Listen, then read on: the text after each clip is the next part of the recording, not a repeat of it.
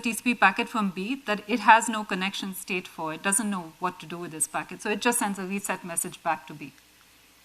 So it's a way of telling B, I don't know what you're talking about. Close your TCP connection, stop sending me data. The way this is often used today is for censorship. So, China, Iran, Israel, a lot of them, they are looking at data going through.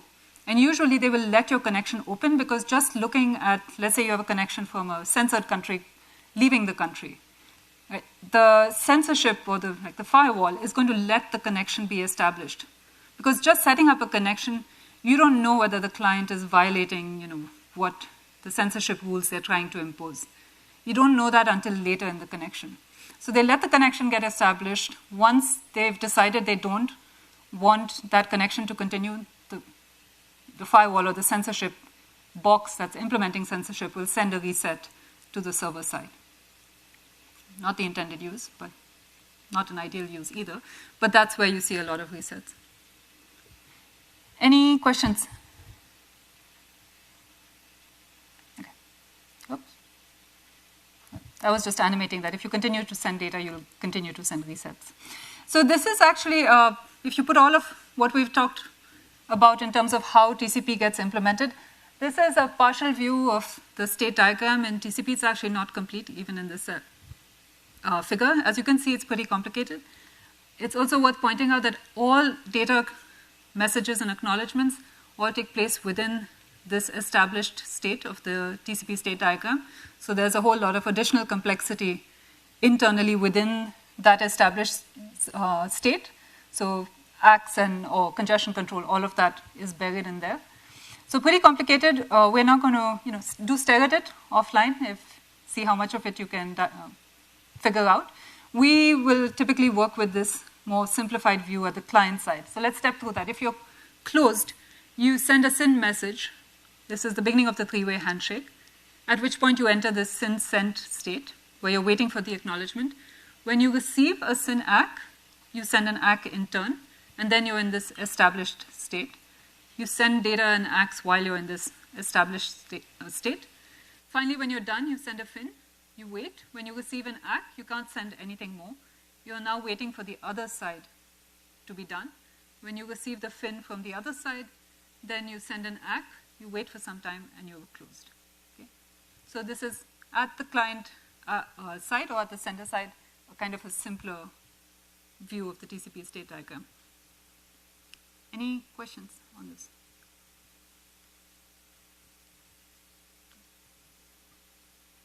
So with that then, in summary, I think we're mostly done with TCP other than the congestion control part, which we'll do in the next few lectures. Overall, I think TCP is not perfect, but an elegant piece of engineering. There's a lot of thought that goes into TCP, and actually every time I teach it, I look at this and I'm like, why did they do it this way again? And I have to myself go back and read some of the history of why it was done a certain way. I think a nice thought experiment for you to do on your own time. Think about whether you think TCP will continue to be a good solution.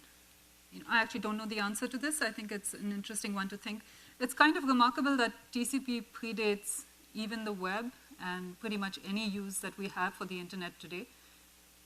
But the world has changed, right? We have ML, we have IoT, we have security concerns, we have self-driving cars. Is TCP really the transport layer protocol that's going to carry us through that? There have been many times where people say TCP is not the ideal solution, but it's actually done pretty well. So think about why TCP either will be the answer or will not be the answer. If you have thoughts, I would love to hear them. There has been, in terms of the history of TCP, what we've studied is actually pretty much a large fraction of a pretty good snapshot of what TCP actually does in practice. There has been lots of evolution in individual pieces of it. So in particular, congestion control is an area that has seen tremendous evolution and innovation and continues to have it. But a lot of the core building blocks, so just the way that it's divided up the problem with byte streams and windows and being connection-oriented, setting up and tearing down state, that's how TCP continues to work. And so Windsurf and Bob Kahn wrote the TCP implementation, I believe, in the late 70s. So it's actually quite remarkable that it's held up as well as it does. With that, any last questions on TCP or transport or anything? Yeah.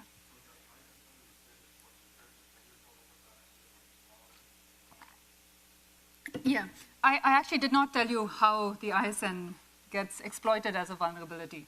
It's a pretty long and complicated attack. We're not going to cover it. But what it was exploiting was the fact that you could have, let's say, a host A talking to a host B. So it's a client opening a connection to a server. And you could have the attacker, if it knew roughly at what time the A had opened the connection to B, it could guess what that initial sequence number was going to be. And it could inject the SYN ACK and provide its own initial sequence number, and then the server would actually talk to the attacker then. There's a bit here about, don't the reverse messages go back to the victim? And that's where the complexity is that they exploited a fact by which the reset could get ignored by the server.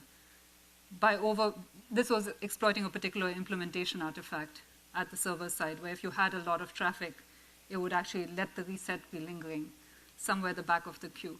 So we're not going to cover that attack. It's much more involved than what we're doing.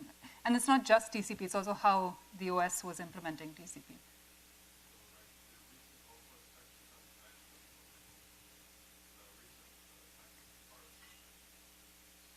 And, no, so I'm not going to be able to recreate it doesn't have to do with the reset having the ISN.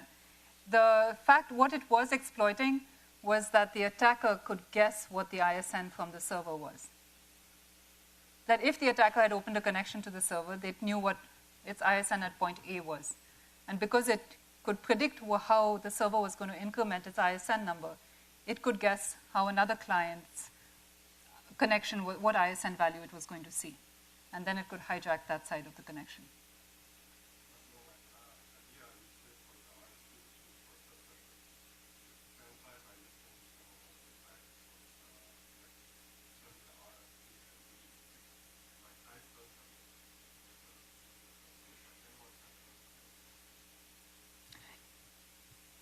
You would have to be able to, you would have to be able to spoof the source that you're resetting from, which if you're like the Great Firewall or something, you actually are on the path.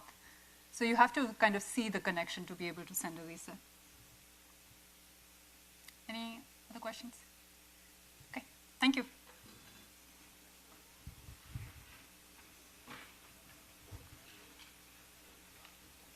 Record?